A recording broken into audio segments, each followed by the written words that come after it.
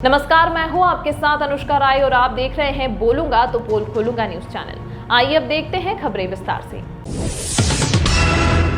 भिवानी के गांव बापोड़ा देवसर रोड पर बदमाशों और पुलिस के बीच मुठभेड़ हो गई। इसमें एक बदमाश को गोली लगी है और उसका दूसरा साथी भी घायल हो गया है। दोनों को नागरिक अस्पताल में लाया गया है। इन पर कई केसेस दर्ज हैं। पुलिस को सूचना मिली थी कि गांव दिनोद का अजय और मंजीत गांव में किसी बड़ी घटना को अंजाम देने के लिए मोटरसाइकिल पर जा रहे हैं।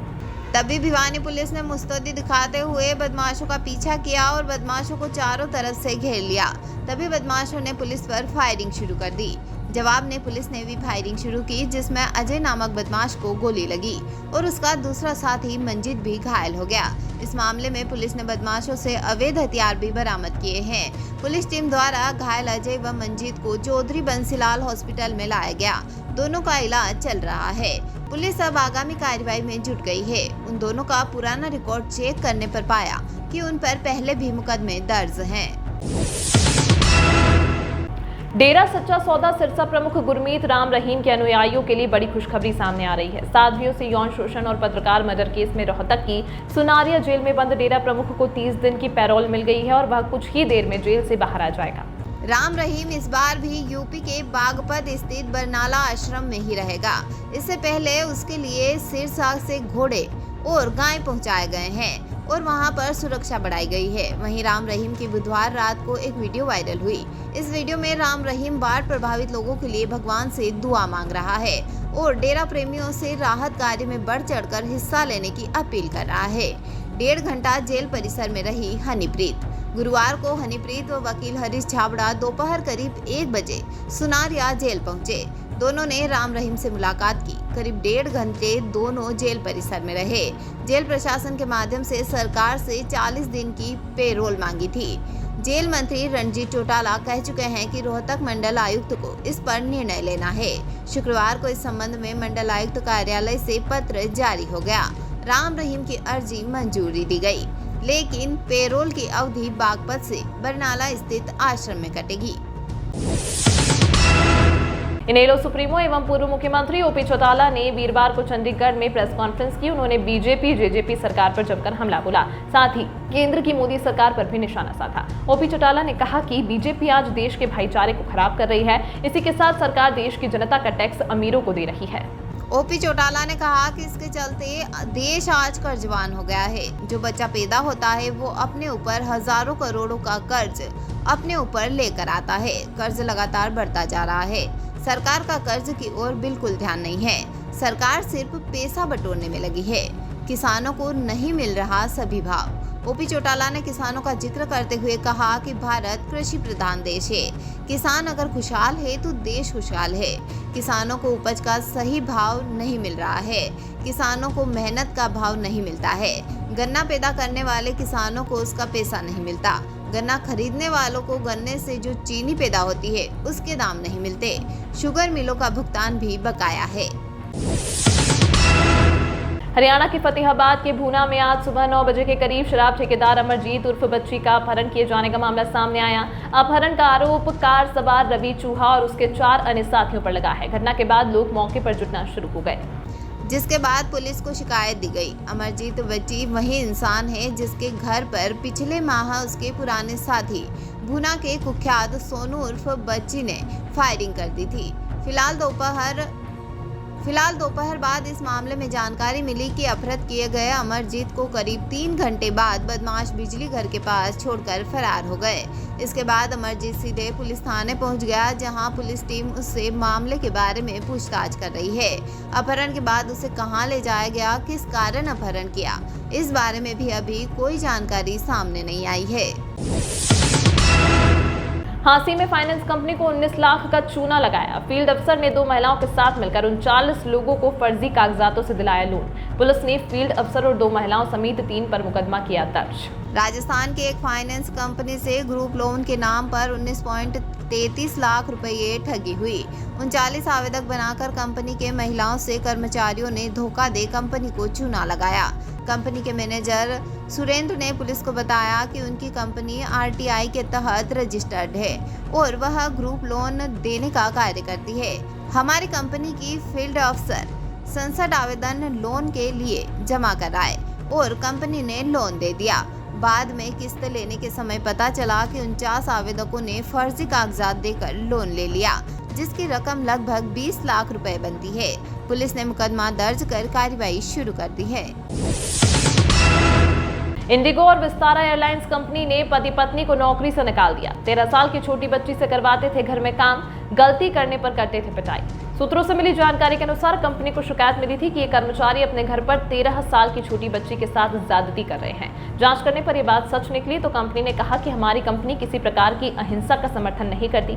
जानकारी ये भी मिली है कि इस घिनौनी हरकत की वजह से इस पति पत्नी की लोगों की भीड़ से पिटाई भी हो चुकी है। पति विस्तारा कंपनी में कार्यरत था और पत्नी इंडिगो एयरलाइंस में पायलट थी। हरियाणा सरकार ने 22 में से 12 जिलों में बाढ़ की घोषणा कर दी है। आखिर अचानक सरकार ने ऐसा कदम क्यों उठाया, क्योंकि दूसरे राज्यों ने अभी ऐसा नहीं किया है। इसको लेकर सबके मन में सवाल है। इसका जवाब ये है कि बाढ़ घोषित करने से हरियाणा सरकार को जल्दी केंद्र सरकार से स्पेशल रिलीफ फंड मिलेगा। हरियाणा में अगले साल विधानसभा चुनाव और उससे पहले लोकसभा चुनाव होने हैं। ऐसे में सरकार बाढ़ का दर्द तब तक लोगों के अंदर नहीं रहने देना चाहती। स्पेशल रिलीफ फंड मिला तो बाढ़ पीड़ितों को आर्थिक मदद मिलेगी, किसानों को फसलों का मुआवजा मिलेगा और सरकार टूटी सड़कों को भी जल्द ठीक करवा सकेगी। बाढ़ से हरियाणा को अब तक 500 करोड़ रुपए के नुकसान का अनुमान है। आज महम गोहाना रोड के दुकानदारों ने इकट्ठे होकर पत्रकारों के सामने अपनी समस्याओं का दुखड़ा सुनाया। उन्होंने कहा कि हर रोज खुले नाले में उनका सामान गिर रहा है, जिस कारण अब तक उनका हजारों रुपयों का नुकसान हो चुका है। नाले में दुकानों की चाबियां, मोबाइल फोन व अन्य सामान हर रोज गिर जाता है। इस नाले पर जिन लोगों के घर हैं उनके बच्चे भी कई बार गिरकर चोटिले हो चुके हैं।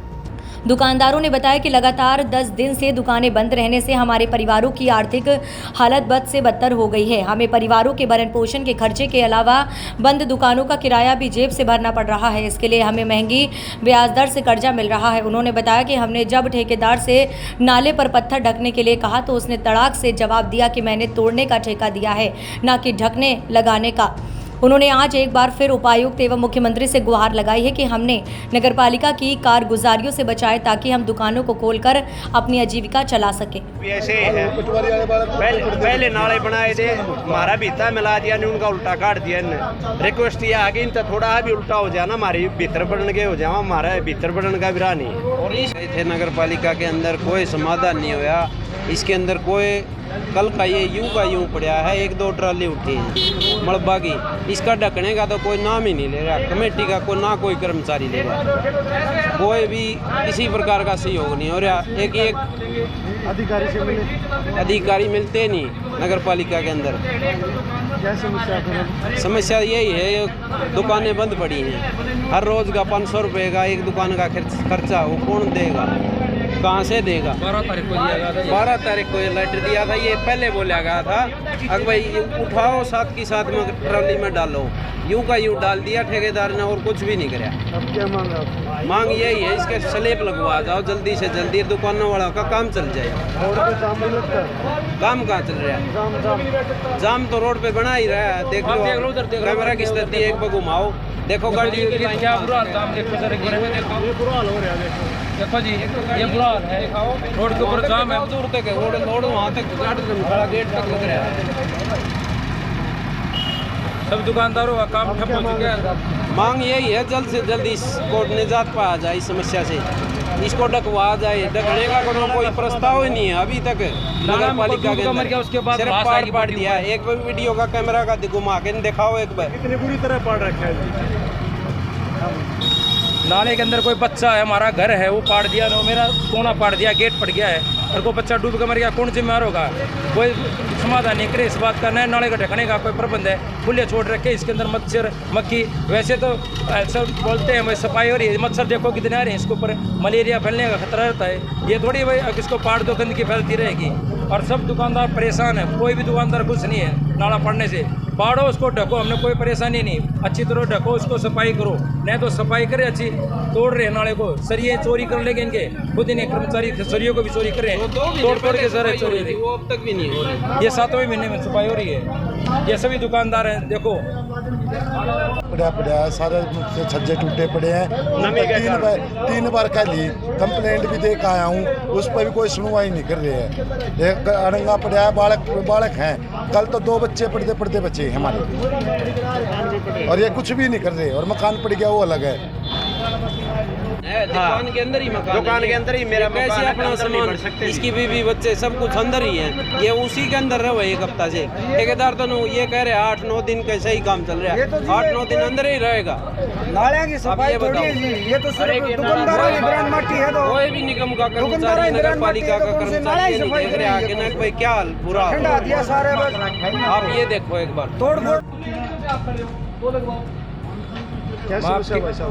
आपके चैनल के माध्यम से मैं सभी को बताना चाहता हूँ, हमारे नाले पाड़े गए थे। मैंने 12 तारीख को सेक्रेटरी साहब को एप्लीकेशन दी थी, नालों से पानी प्रबंध किया जाए ताकि किसी हादसा ना हो, कोई बच्चे का डूबने का कोई भी इसके अंदर पाड़ दिया गया। दोबारा ढकने की कोई प्रबंध नहीं करे, बोले टेंडर उठेंगे, टेंडर कब उठेंगे?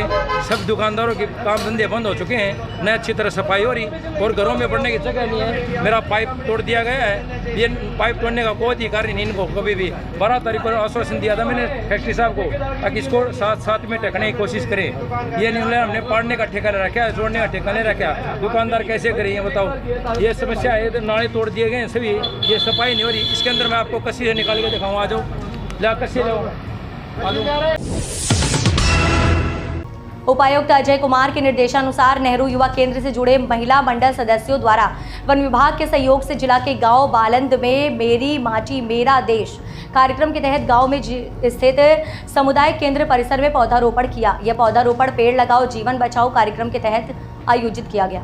कार्यक्रम की संयोजक समाज सेविका मिथिलेश ने बताया कि स्वयं सहायक समूहों से जुड़ी महिलाओं ने मिलकर इस पौधारोपण अभियान को चलाया। इस अवसर पर भाजपा की प्रदेश सचिव रेणु डाबाल ने बतौर मुख्य अतिथि ने कहा कि स्वयं सहायता समूह से जुड़ी महिलाएं अब सशक्त हो चुकी हैं। इस मौके पर रेणु डाबला के साथ मिथिलेश हुड्डा, समाज सेवी काला मायना, हरको फेट से अर्चना कश्मीरी, आरजू नीलम, शयान, बबीता, डॉक्टर शालीन, मुकेश, रीना, चंद्र, मनीषा, सतकोर, सविता, मानवी, सुमन, सविता, पूजा व भाली से ज्योति, अंजू आदि महिलाएं उपस्थित रहीं। जूनियर सम्राट शंकर तथा अन्य साथी कलाकारों ने भी दर्शकों का किया मनोरंजन। इंद्रजाल के तहत लाइव आर्ट का प्रदर्शन करते हुए कागज के टुकड़े, कपड़े के टुकड़े इत्यादि से फूल, छाते तथा कबूतर बनाकर दर्शकों की खूब वाहवाही लूटी। इसी तरह जूनियर सम्राट शंकर ने खुद को कपड़े के बोरे में बंद कर बिना गांठे खोले सभागार के प्रवेश द्वार से पुलिस की वर्दी में प्रवेश किया। ये देखकर लोगों के आश्चर्य का ठिकाना नहीं रहा। दोबारा कपड़े का बोरा खोलने पर जूनियर शंकर उसी बोरे से निकाला गया। दर्शकों में से एक लड़की ने जूनियर शंकर के बाएं हाथ पर अपने हस्ताक्षर किए थे, जो पुलिस की वर्दी में प्रवेश करने वाले जादूगर तथा बोरे में बंद जादूगर के बाएं हाथ पर पाए गए। इस अवसर पर जिला सूचना जनसंपर्क अधिकारी संजीव सैनी, जिला रेड क्रॉस सोसाइटी के सचिव देवेंद्र चहल, भाजपा के कार्यकर्ताओं में रमेश भाटिया, मनोज मक्कड़, नवीन नैन, कुलविंदर सिक्का सहित शहर के अन्य गणमान्य व्यक्ति मौजूद रहे। तमाम महत्वपूर्ण खबरों के लिए देखते रहिए बोलूंगा तो पोल खोलूंगा न्यूज चैनल।